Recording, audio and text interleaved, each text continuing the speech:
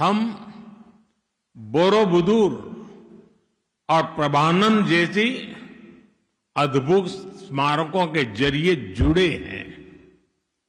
हम इंडोनेशिया के राष्ट्रीय प्रतीक गरुड़ा से जुड़े हैं। हम बाली यात्रा के उत्सव और उसके उल्लास से जुड़े हैं।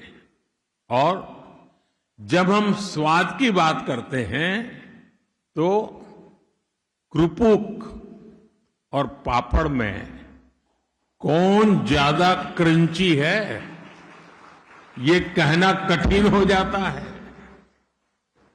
लेकिन ये बात तो तय है, मसाला और बुम्बू दोनों हमारे जीवन में फ्लेवर लाते हैं।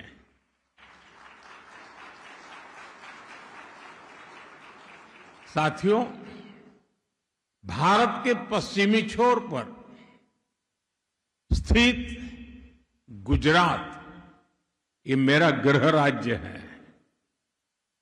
कहा जाता है कि सदियों पहले गुजरात से कुछ व्यापारी और सूफी संत समुद्र के रास्ते ही इंडोनेशिया आए थे। वे अपने साथ इस्लाम के विचार और इस्लाम के जीवन मूल्य भी लेकर यहां आए। आज भी गुजरात के पटोला वस्त्र यहां सम्मान और प्रतिष्ठा के प्रतीक है। आज भी इंडोनेशिया की बाटिक कला में उनकी छाप दिखाई देती है। और इसलिए ही राष्ट्रपति सुकर्णो ने भी कहा था, इंडोनेशिया और भारत के लोग रक्त और संस्कृति के संबंधों से जुड़े हैं। साथियों, ऐसा कितना कुछ है जो हमारे पूर्वजों ने साथ साथ जिया है। हम लोगों ने लंबे समय तक विदेशी शासन का सामना किया। हम दोनों ही राष्ट्र लगभग एक ही समय स्वतंत्र हुए। इंडोनेशिया 1945 में और भारत 1947 में। और जब स्वतंत्र राष्ट्र के तौर पर संप्रभुता की बात आई तो भारत संयुक्त राष्ट्र में इंडोनेशिया के स्वतंत्रता आंदोलन की मजबूत आवाज बना। उस दौर में आदरणीय बीजू पटनायक जी ने जो भूमिका निभाई, जिस तरह उन्होंने प्रधानमंत्री सुल्तान शहरीर और उपराष्ट्रपति मोहम्मद हट्टा को सुरक्षित भारत पहुंचाया, वो घटना दोनों ही देशों को और करीब ले आई।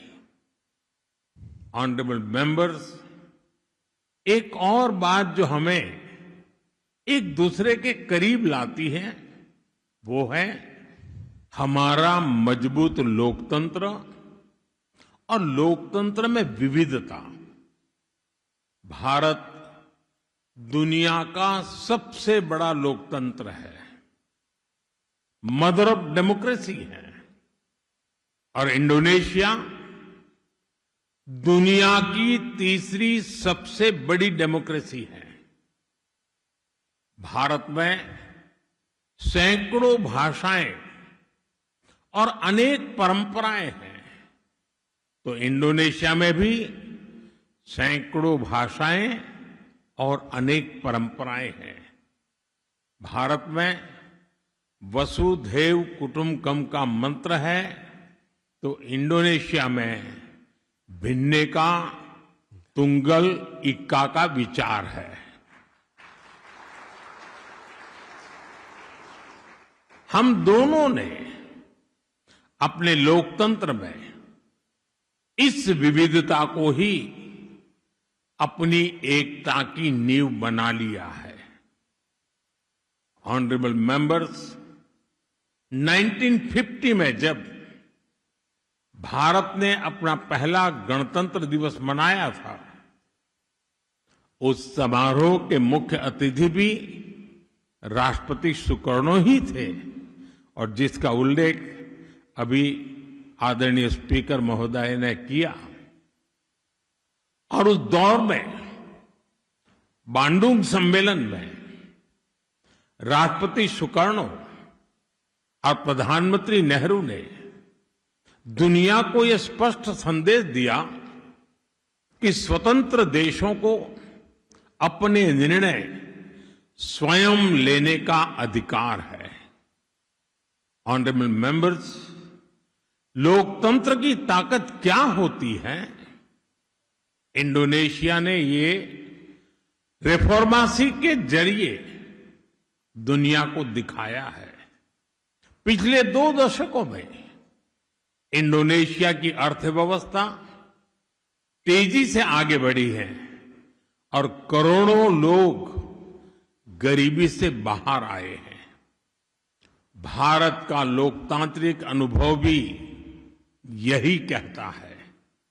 आज भारत दुनिया की सबसे तेजी से बढ़ती अर्थव्यवस्था है और हमारे यहां भी पिछले 1 दशक में 25 करोड़ से ज्यादा भारतीय गरीबी से बाहर आए हैं।